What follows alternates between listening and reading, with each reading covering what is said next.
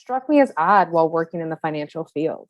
I saw many different customers and potential people that I thought we could help, often making missteps that I really didn't understand. So I started to research, just as I know all of you have done at Alverno.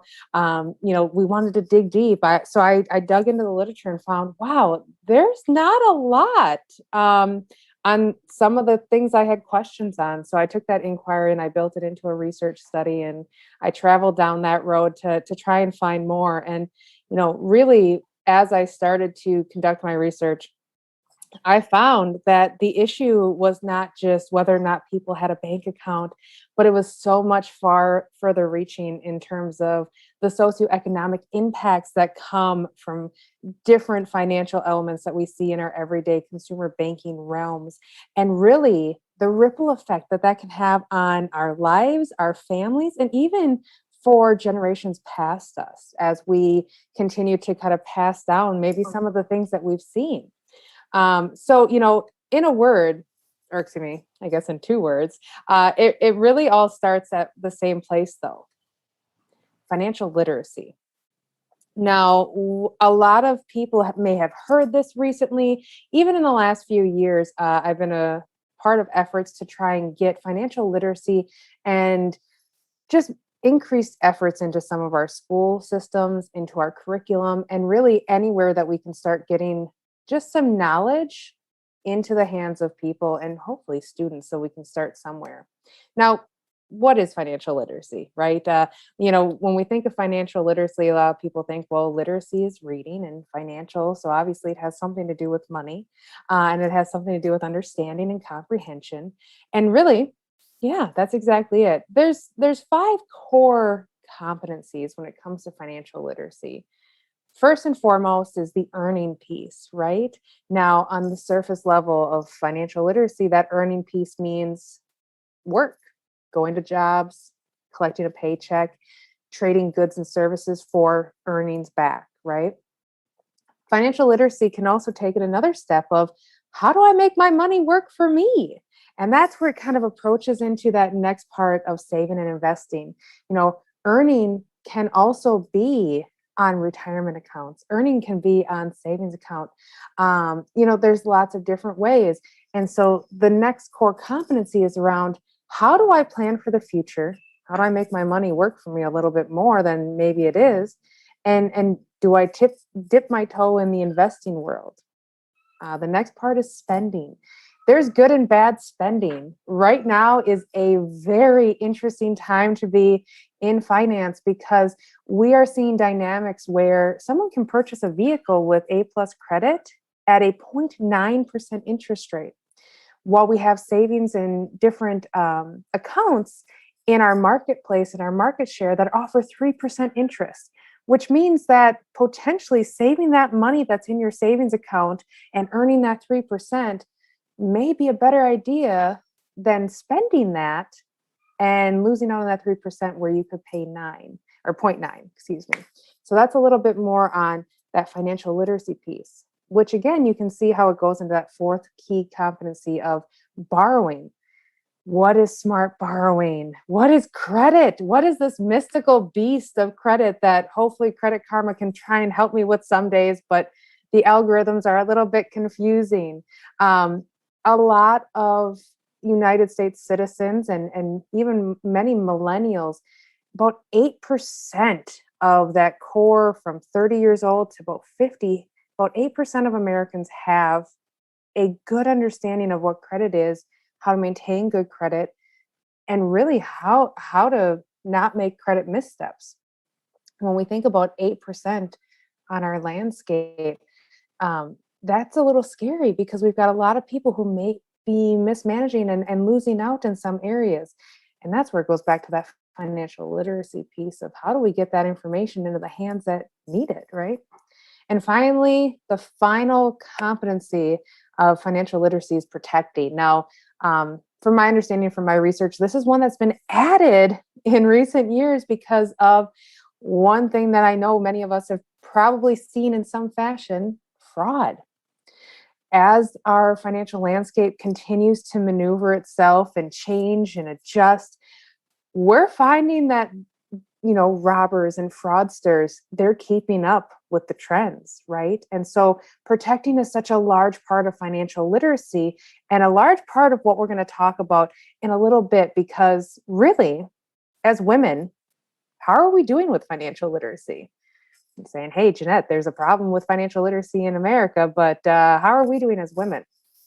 Well, the odds right now are against us. On average, women have a lower financial literacy rate than their male counterparts, meaning that for every 2 men that understand how investing works, there may be one woman or less that understands that same or those same concepts.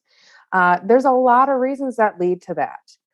One of the things that we see also is that really, against our odds, women probably won't reach income equality for 40 more years, which is a scary, sobering fact that I hope that our legislators and we all can continue to work towards making that a little lower.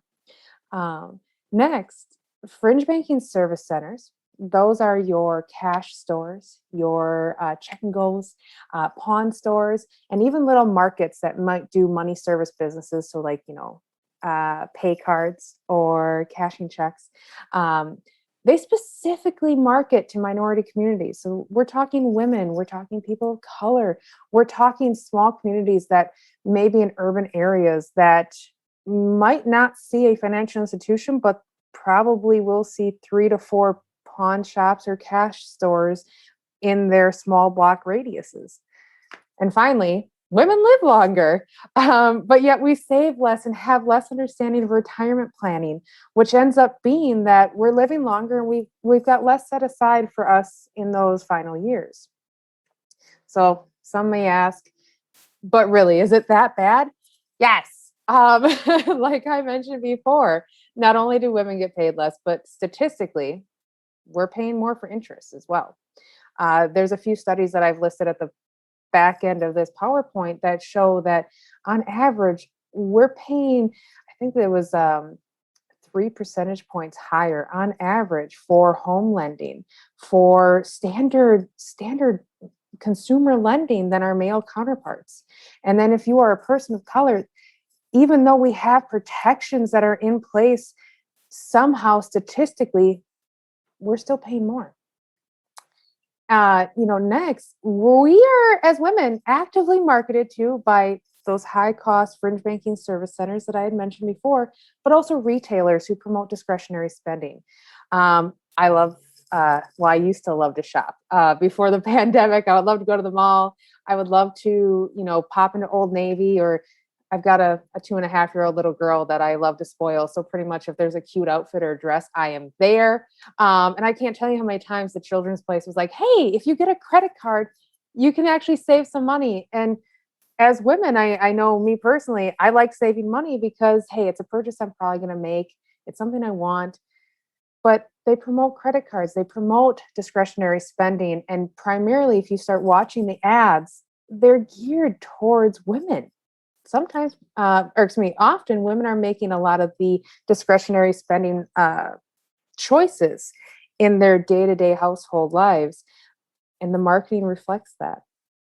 Next, there's a lack of resources that are approachable for women. What I mean by that is, I feel that many of us can remember a time not so long ago walking into a financial institution and maybe not seeing people who were women or people who looked like us, and walking in and maybe not being open to having that conversation because of the atmosphere and the approachability and the stigma that comes with money. Again, statistically speaking, women are more likely to not want to have conversations around finances because of 2 reasons. They feel it's too personal. They feel like I don't want to share that because that's something that's been ingrained in us for a very long time. And then next, it's very difficult to ask questions that we don't know even to ask because we lack that financial literacy sometimes. And finally, we're often caretakers in the home.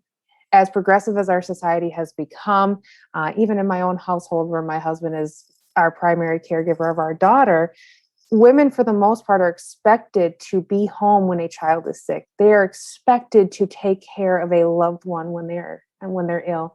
And because of that, we are losing income potential, and we're losing opportunity to possibly make connections and network where we could maybe get more resources around our finances. So where do we go from there? I started this off in the first 10 minutes here with a lot of gloom and doom. So where do we take it from there? First, taking an inventory of your own financial literacy. There's a few questions that I'm going to have on this next slide that are really good to ask yourself and take yourself through of a self-assessment of sorts on where you stand financially and where your literacy currently is. After you take that inventory, making sure that you know your resources. I'm going to caution on resources. I'm going to give you a few here in a moment as well. But the biggest thing that I will say is that there are still people who will say that they will help you at a cost. And so I caution that utilize your nonprofits, utilize your not-for-profits, utilize places that are not looking to get anything back from you other than to give you information so you can then make informed decisions. We know that there's lots of people out there vying for our time. This is one instance where you get to really make that selection of who gets to help you, because there are really good resources out there, just with the caution that if they're asking for money, there might be more options where it's free otherwise. Okay. After you know your resources and you've taken that financial literacy, make goals. This is one thing that I always thought was silly. I'm a terrible goal maker.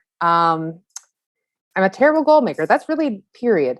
That's the easiest way to put it, because I would make goals like, okay, I'm going to make my budget. And you know what? I'm not going to eat out at all this next month. I'm not going to eat out at all. Knowing full well that I'm going to want a McFlurry in about 2 weeks, and I better schedule for that in my budget. Make goals and work towards them. This is one time where your self-assessment and those tools that you learned from Alverno are really going to come in handy, because you can take a real honest look and say, okay, I know my willpower. I am going to want at least a little bit of eating out. This is something that my family, revolves around. So that's where you can start making that into your budget, and even making your first goal to give a trial budget. Next, help others. I cannot say this enough. It is 2021, and we are having a conversation about how we can take control and who to trust and how to get information out there. That stands true. When you acquire this knowledge, when you acquire these resources, share them with friends and family, because often when we have issues or we have questions around our finances, we are going to friends and family who may be just as confused as we are. They may have a model that really works for them, but maybe they might not have shared it with you because, again, that's a personal thing. Really, more information in this avenue is not bad, because as you sort through the resources and you help share your resources, it's only going to create positives where people are going to find something that really helps them and speaks to them directly. And finally, the bottom one here, I have to say it just because I've been in the banking world and I feel as though I see more fraud than I ever want to. Be cautious. When I was at Alverno, I was actually studying political science, and then I was on the trajectory to go to law school. I wanted to get into law, and I had my internship with the local district attorney's office. And while working there, I found out that I don't know if law was the right choice for me, because I had a hard time struggling with people having such ill intent and trying to just harm others. So I thought, you know what, I'm going to go to the banking industry because there's less criminals there.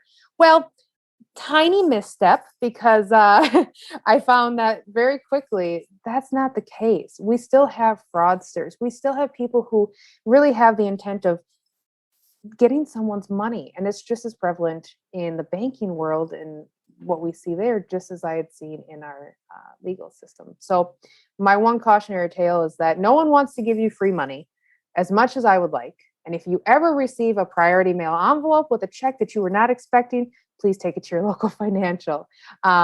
These are just common things that may sound a little silly, even as we talk about it. But these are things that we see common people in America experiencing on a daily basis and not knowing how to navigate.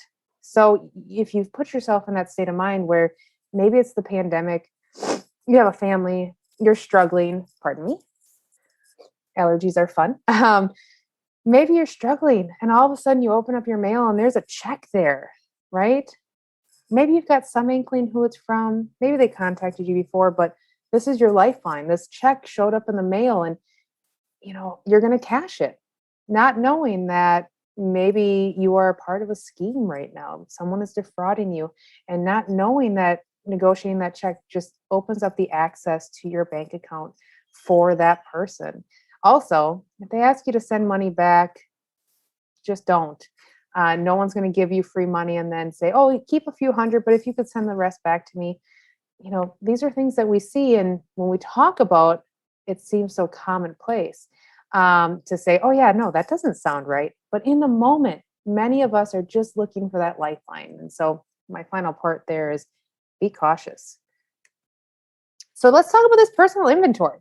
Now, this is not based off of any concrete theory. This is one thing that I've developed over my years of working in the financial field, along with the research that I conducted. So the first thing that I have on there is, do I have a current budget that is realistic and one that I understand? So the two main points there is realistic and understand. What I mean by that is, before, when I said, I remember putting together my first budget and I was like, okay, I need to save money. That's my goal. I'm not eating out. I'm not putting anything in there for, certain categories that I was like, I don't need to put anything in there for a doctor bill. I'm not going to the doctor. I'm not sick. And then, the next week you get a sinus infection. So what I'm saying by that is, ask yourself, do I have a current budget that would account for an emergency? Do I have a current budget that fits my current lifestyle? Okay. Now, does that budget need to be in balance necessarily? Not necessarily, but it gives you a realistic starting point of what your habits are and the very real conversations that you may have to have with yourself around hard choices on what to cut and things that maybe you can't. And finally, that understand piece is also a large piece, because I've seen many budgets where people may not have a good handle on their household finances because they might not be the one that often does them. I would encourage all of you to talk to your partners, talk to your households and say, hey, if this is a task that you're doing, can you bring me in on the fold on this? And I just want to learn more. We live in a pandemic. We live in a new time where tomorrow's not always guaranteed for all of us, right? And we see very often where people will come in and maybe have lost that person in some sense who handled their finances, and now themselves are lost. Again, I go back to that cautious piece. When we are looking for that lifeline, people will look for whoever is there. And occasionally those people are not of the highest caliber of caring people. So I would say, if you don't understand, reach out now. Next, do I have 3 to 6 months worth of monthly expenses? This was a concept that was a little foreign. I don't want to say foreign. For a very long time, this concept was something that many in the financial field led with. And then for a few years in the early millennium, they kind of let back on this a little bit. Then it wasn't that big of a talking point.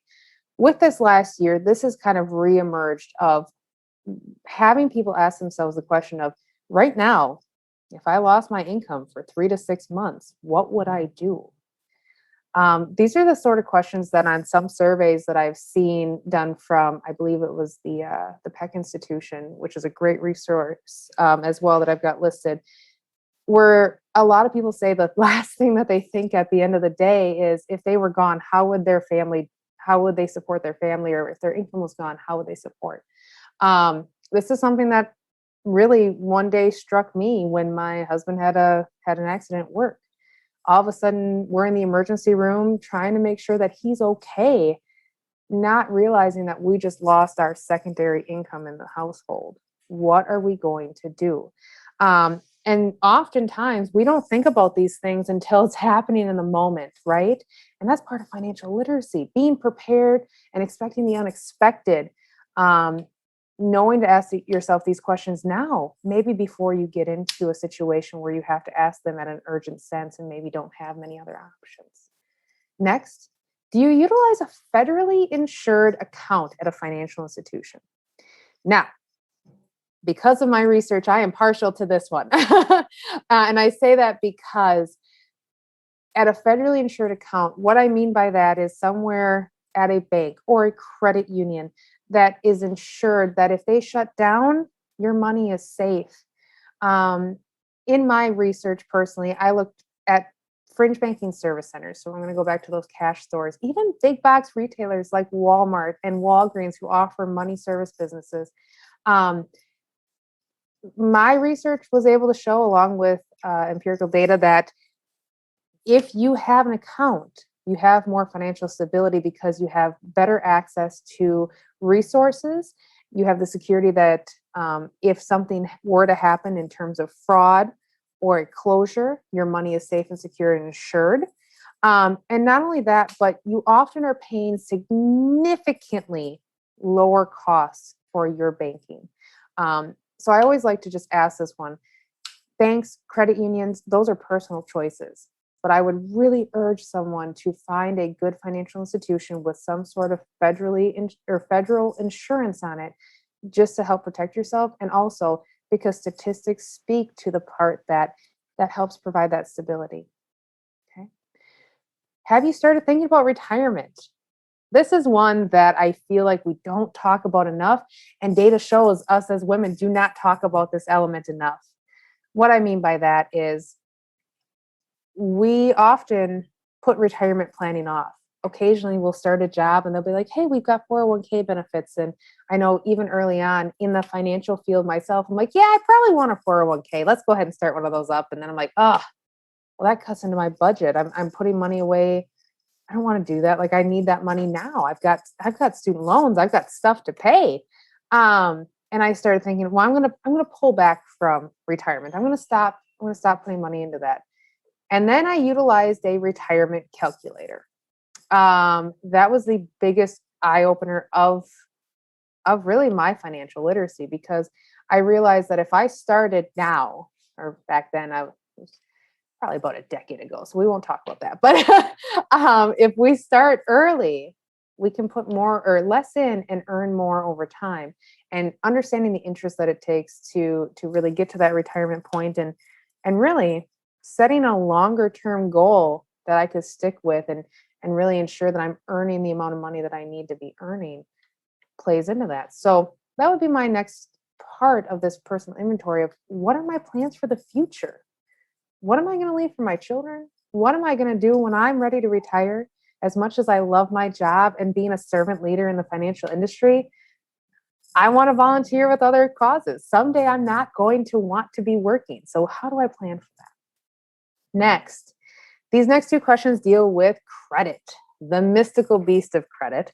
That's something that I often talk about, because so often people have just misguided assumptions of what credit is. And then also, they may not have a full understanding of the different elements that feed into a credit report, who reports on those, how it's reported, and really just everything surrounding credit. So when I would ask this question for others, do you feel you have a good understanding of the credit factors? I like to pull into that factor area.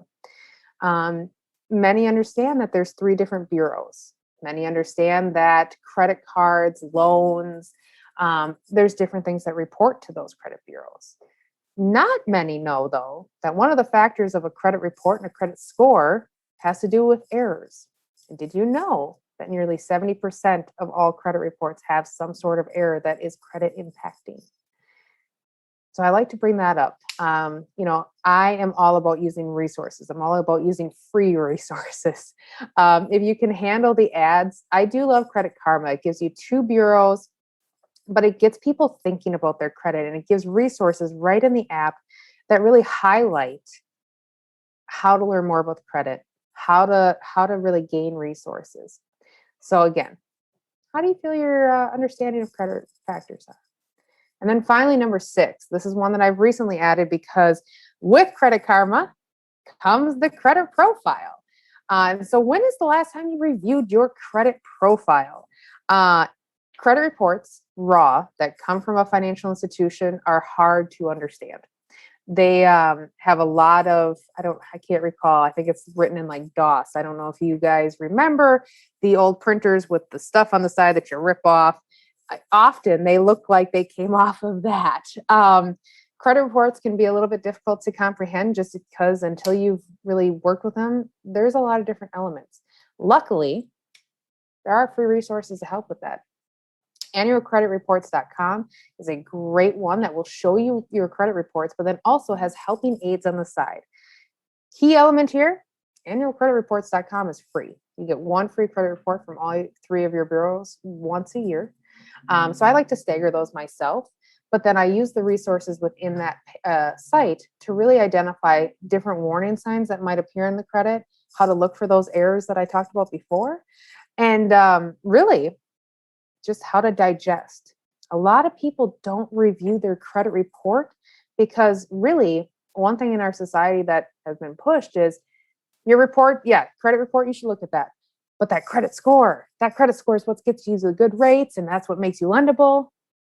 Yeah, but that score is an algorithm that comes from the report. So being able to look at that report and see, hey, this address is not me. Where did this come from? Or this phone number is not mine. What is that? That's a really good place to start and just trying to help digest what that really looks like. Okay. So help. I like to put this one in because most women have questions about their finances and they go to friends and family, social media. I'm a big Pinterester. I strive to be a Pinterest mom and I cannot. I could probably publish the website Pinterest fails for all of the times that I've failed. This last weekend, I tried to make a cake and it ended up being like a cake pop situation because I just ended up deconstructing it because I can't do that stuff. But while on Pinterest, I can't tell you how many times I see articles on, hey, here's a side hustle to help you get your debt down, or here's a way to save money that's kind of cool and catchy and you won't even realize it. Social media provides a lot of financial advice, sometimes good, and sometimes not so good. Kind of moving into the fad area, years ago, and still prevalent for the most part, there was a financial analyst, I believe, turned author, Dave Ramsey. If I had $1 for every time that I talked to someone and they were like, oh, yeah, no, I'm doing Dave Ramsey. We're good. And I'm like, oh, that's excellent. Which concepts from Dave Ramsey have you found that you've adapted really well? I would be a millionaire. There are so many people that follow his writings very closely and, with good cause. He's got a lot of great concepts, but it was kind of a fad for a while where people were saying, I'm paying everything for cash, or I'm paying everything with cash. I don't want to use credit. I'm living within my means. Credit is bad. With all due respect to Mr. Ramsey, we still do need credit in our society. And a lot of his concepts promote, good spending habits, good credit maintaining. But what I would caution is that part of financial literacy and much to Alverno's point, being well-rounded in your financial picture is one of the best gifts you can give yourself. I always like to tell a story when I talk about fads of a family friend who she owns a factory in town. Her family comes from money. There was never a time where she needed to borrow money. There was never a time where she needed a credit card. And they operated in cash. No bank accounts, cash. And as society progressed, as we gained technology, as cell phones became a thing, I remember that she was unable to get a cell phone plan. She was unable to get a cell phone. She was unable to really get anything. And she ended up having to have a prepaid phone. And when we asked, well, why do you have a prepaid flip phone? And we thought maybe it was just something that she had preferred. She said, no, I can't get a cell phone plan because I don't have credit to sustain a cell phone plan. And now, again, this was many, many, many years ago, before things became more adjustable. But that just shows how not having a well rounded picture, even if you have tons of money, you still need to have that credit profile for things like insurance, cell phone plans. Sometimes even renters are now being asked for a credit profile. So that's one thing that I like to highlight, that having lots of money, you can still have financial problems. Just the same that having, not a ton of money, you can still have a great financial literacy and credit profile and financial situation if done right.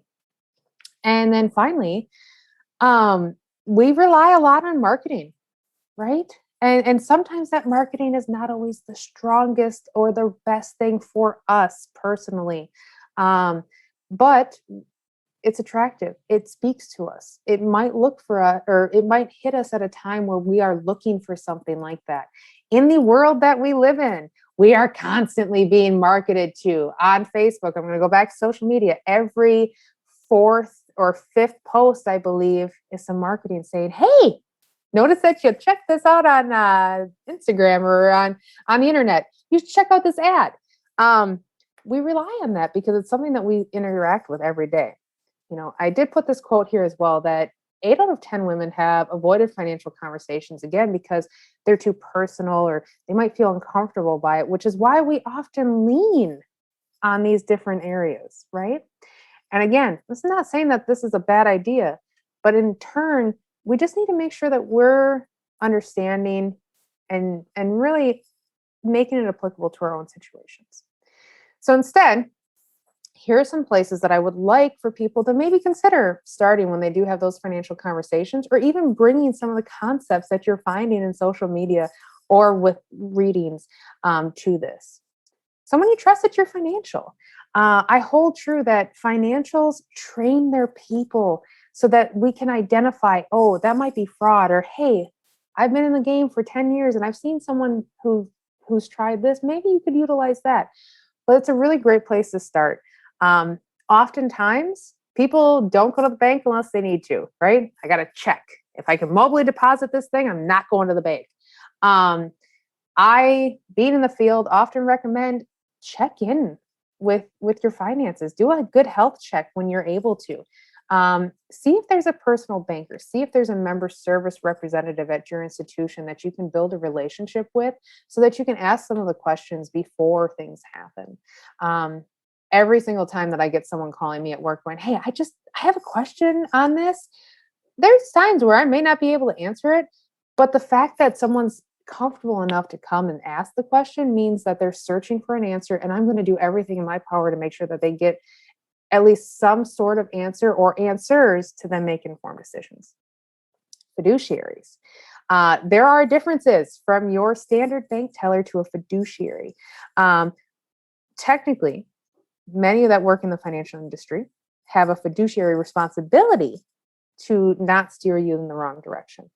But fiduciaries take that a step further, and they have specialized training for years, as well as a series of checks and balances in place to ensure that they're providing you with the best possible information and get nothing really in return. There's fees, yes, but we're talking for your investors, people who have had years of training. When we think of standard consumer banking, this would be that next level of a fiduciary who's someone you may pay a little fee towards to give you sound advice, perhaps do some of your banking for you, but they are bound and insured to help you make those decisions. Next, nonprofit resources. Occasionally, I know in today's world, we can get inundated with lots of different resources. I personally like to go to the nonprofit ones. I say that because, again, like I mentioned before, find your resources that are out there that have good intent and really are not asking for a lot back from you right at first, right? For me, finding nonprofit resources has always been kind of exciting because I always say, oh gosh, I wish there was some place that I could find some non-biased information on this. And I'll go on Google and the first 4 things are ads. saying, oh, do this, do that, do that. And then if I scroll down, usually I can find a nonprofit that provides me similar information or possibly cited and better information. So I go there. And finally, those speaking at events you trust. Sorry, I had to put that one in there. I do like to approach finance with silliness. And the only reason for that is because there is that stigma of, I don't want to talk to someone about my portfolio. I don't want to talk to someone about things that I don't know. I should know how to do money. I should know what's going on. But really, most of us didn't have this kind of uh, education in early finance courses in school because they weren't offered. We might have learned from a parent or a sibling who may have had missteps themselves. I myself come from a family who immigrated here in the early 80s and then declared bankruptcy right before I went to Alverno. That's really when I knew I needed to maybe find other resources because I could learn from their mistakes, but I didn't want to get to the point where they were. So how can I change that cycle? So I talked a lot about resources. I want to share some of the ones that I use the most. Handsonbanking.org. This one comes with a caveat that this is owned by Wells Fargo. It is maintained by Wells Fargo Bank. I used to work for Wells Fargo. I helped with some of the curriculum and some of the elements on this site. And that's the only reason why, even not being there now, I still go back and say, there's great content.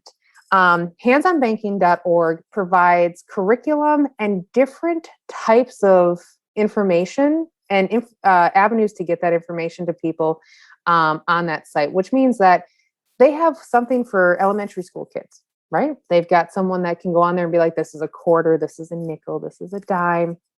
And it's interactive. But there's also curriculum for instructors that can go out there and find to then pass on to students. There's late adulthood, how to retire, what does Social Security do? So there's a lot of really overarching concepts that are covered on here. Like I said, it is owned by Wells Fargo. It is a free site with free resources, but I always like to put that one out there too. The next one is wife.org. Women's Institute for Financial Education. This is bookmarked. I go here constantly because there is so much information that is so prevalent to women in particular, as well as really anything to help the household.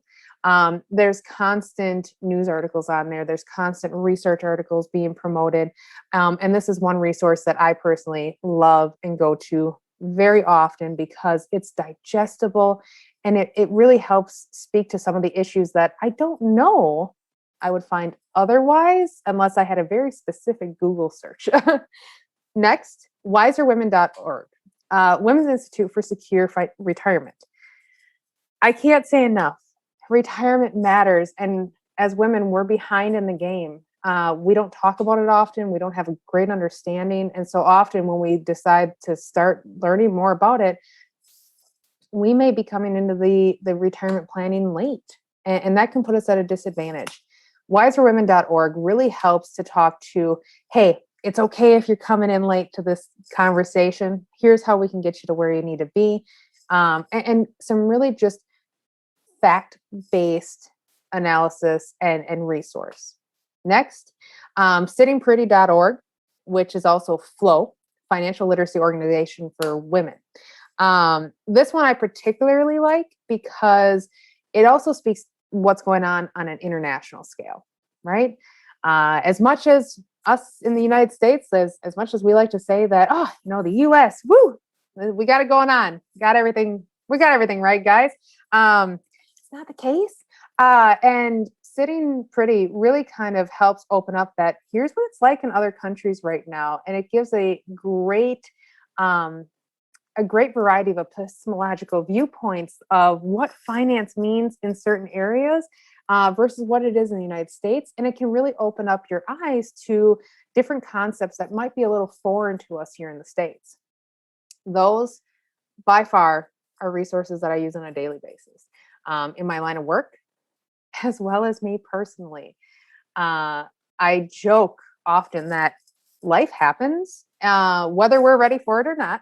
I don't know if you guys could hear the construction currently going on outside my home, but they started that this week. We found out about a month ago that we would be having new sewer and water lines come out here. Now, we also found out about a month ago that in November, that $10,000 bill for those would be due. And so those are those things that I talked to of suddenly I am sacked with this $10,000 bill due in about 10 months. $1,000 is more than my house payment each month. How am I going to get this? How am I going to make that work? I went directly to these resources. I did that because one, I wanted to see, is there any help out there for me? Two, if there's not, how the heck do I plan it? Three, if I can't come up with a good plan, how do I start the conversation with who on how I'm going to deal with this? These resources have pointed me in the right direction more times than I can even account for. They help give me answers to questions I didn't know I needed to ask. So again, love the resources, and I try and share them with as many as I can.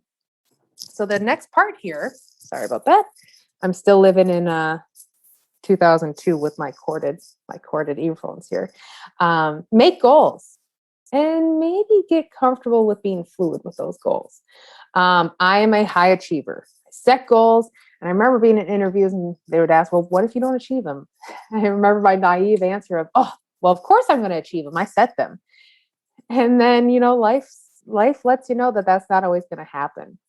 The best thing that I can say is educate, reach for those goals, and recycle. Use your resources, build up that budget, get a good understanding, get a good base level for your financial literacy, and maybe where you need to get a little bit more education, get a little bit more resources, but use your resources to get to that point where you have a good understanding and a good awareness of where you stand financially and where your literacy is. Next, align and write down your financial priorities. That's not something that we often see. Okay, we talk about goals, but we often just go directly to the goals. I want to save money. Okay, but why are you saving money? What is your goal here? What's your priority? Oftentimes, there's 5 main priorities that go with goal setting and financial priorities, and that would be own a home ownership, saving for the future, retirement, peace of mind and safety and security fits into that as well. And then really just paying down debt and borrowing. Usually those are the main financial priorities that I see. So taking a good assessment of where yours are is a great, great step. I do see some chat questions coming in and I'm almost done here, so we'll hit those in a second. Next, set some SMART goals. SMART goals, again, are obtainable, realistic, timely, measurable. So set some goals. So saying, hey, I'm going to save some money. Yeah, that's a good place to start. But why are you saving money? What's your time frame? You want to save $20 this month? You want to save $1 this month? Set some goals that you can really make obtainable, measurable, and then, share those with your family and friends. Let them know that you're all in the same boat. Let them know that you're rivaling towards this.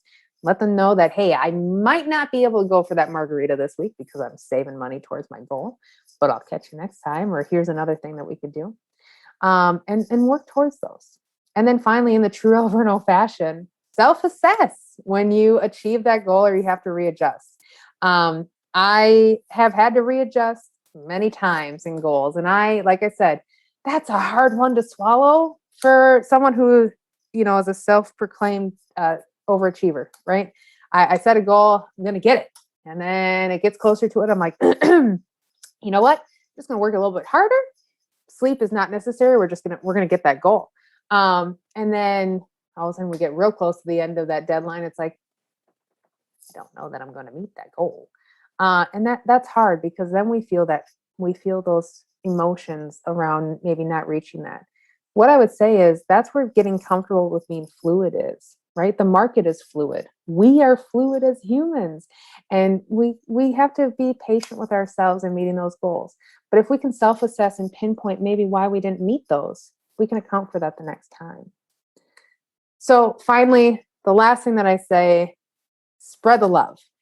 when you find something that works for you, or you find something that maybe was a little bit tougher for you, talk about it. Talk to people you trust, and talk to people you care about to tell them, hey, I went through this, but here's what I learned. And I want to share this with you because here's my success, or here's what we've done. Sharing that lessens the stigma of financial literacy in our country. It lessens the stigma of talking about our finances and helping people. Empower other women to use their resources. It may seem silly that I keep on with this, but so many times we are juggling so many different plates that one of the first things to go is our finances, because we are trying to just maintain what's in front of us. And a lot of times finances are in the back of our mind, and it's something that we can easily push back. So use those resources. And finally, never stop learning. The market is fluid.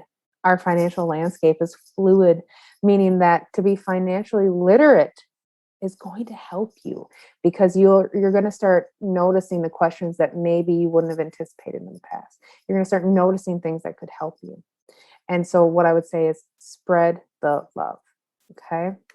So here are some resources, but I do just want to kind of take a second and check the chat box here and see if there's anything that I can really account for, and ask any questions. More, thank you so much for doing that as well. I see.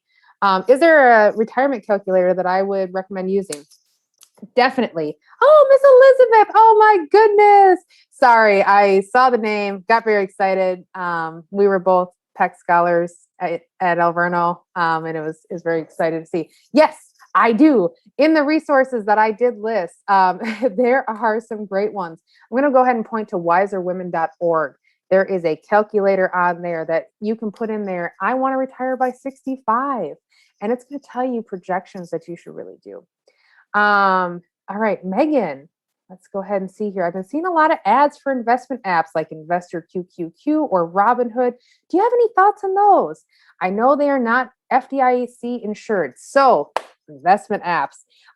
This is one that I recently have dipped my toe into. Investing for me, even in all of my studies and in my field of work, I am scared of investing because I like sure things. I'm not a gambling woman. I am the person who's like, oh, if I walk over there, I don't know if I'm going to fully make it. So maybe I'm not going to do that. Okay. I just started to do some research on these. So the biggest thing that I can say is, I love NerdWallet as a resource as well. There's a lot of ads on there. So I caution, and it's the reason why I didn't really put one out on the resources here. But a lot of these different investment apps are very appealing to young people. I'm going to use Acorns as an example. And this, again, is my personal opinion. It has nothing to do with my employer or anyone else, or I am not affiliated with anyone. So there's my disclaimer. But Acorn, I saw Ashton Kutcher on YouTube talk to me about Acorn every day for, I swear, 2 weeks. And I was like, okay, there's got to be something about this. So I went on and started checking it out. And I was like, okay, it seems pretty simple. You pay $1 each month. And then I started digging a little bit deeper of like, okay, so if I invest just my change, is that fee that I'm paying $1, is that comparable to maybe some of the other ones out there, right? So you want to watch your fees in those instances.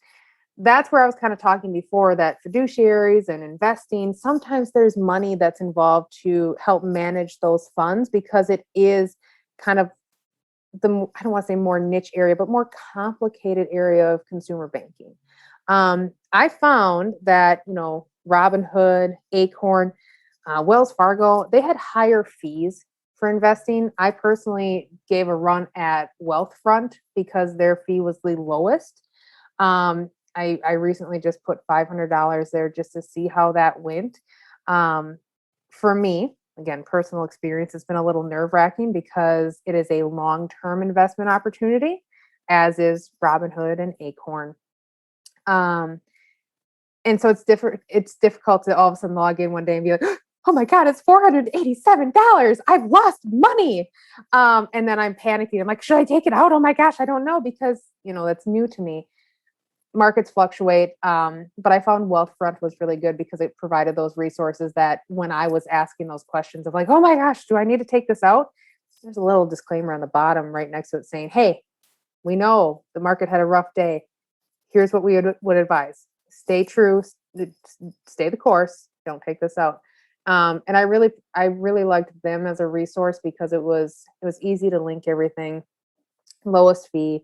But again, this kind of talks to the point of what's your priority? Do you want something that maybe is a little bit more convenient, like Acorns, and you're okay with that higher fee?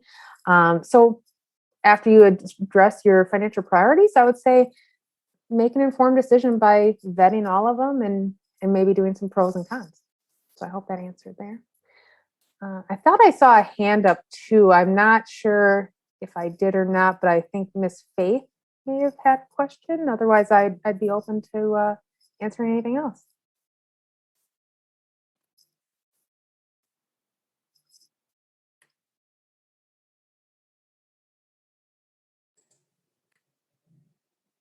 I'll just jump in and say thank you so much for this. This was really, really helpful. And I think it was a great reminder too.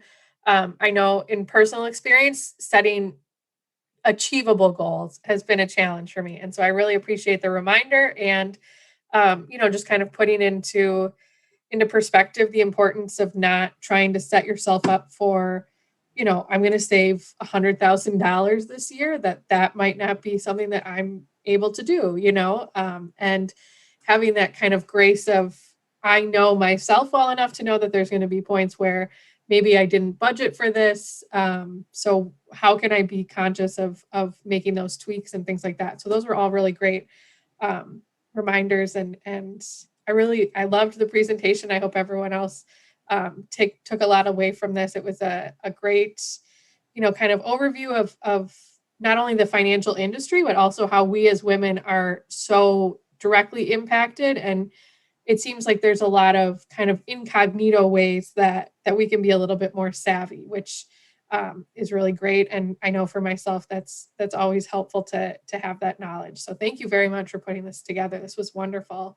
I want to leave it open if anyone else has any kind of closing questions at all. Obviously, thank you so much, Jeanette, for putting this together. And we're so excited to continue to kind of see what you do within the financial industry, and certainly we'll welcome you back as well. It looks like Amanda was saying that she's working on financial goals as well. So also helpful information, which is wonderful to hear. I also want to mention real quick, we do have our Alverno Giving Challenge, which we will encourage you to save the date for. It'll be April 28th and 29th. So this will be kind of our closing to Alum Teach and Learn month this year. So this is the biggest event each year that we are able to raise money for scholarships and other student resources. And those are all provided by the annual fund. So we're asking, obviously, the entire Alverno community to give back and give in support of our students and faculty who brought new meaning to what it means to be Alverno Strong, especially this past year, with all the pivots and adjustments and everything like that, which we were so appreciative of and so proud of. And we know, obviously, after Jeanette's talk especially, financial circumstances may vary. So obviously, if it fits in within your budget and it's something that you're able to do, any size gift will count towards our goal. And we certainly hope that everyone will consider participating as well. So certainly something to keep in mind. And we're very, very grateful for all of the continued support, whether it be attending an event or making a gift and supporting students in that way. But we're so appreciative and grateful for all the support that everyone has provided, especially after this past year where everything kind of got flipped on its head. So we're learning to adjust. So thank you all again. Thank you, Jeanette, especially for all your hard work, and everyone for attending today. And we're really glad that you were all able to join us. If there's any final questions, feel free to put them in the chat here. Otherwise, I want to be cognizant of time as well. We're about 5 minutes ahead of schedule, which is great. And as my boss likes to say, I'm giving you 5 minutes back if you need them. So thank you again all for joining us today. And hopefully you took a lot away from this. This was recorded, I should say, and we will be sharing it in a follow-up email as well. So if you want to take any notes or have any questions or the resources or anything like that, that will all be included in the follow-up email that will be sent either later today or first thing tomorrow morning. So be sure to keep an eye out for that as well.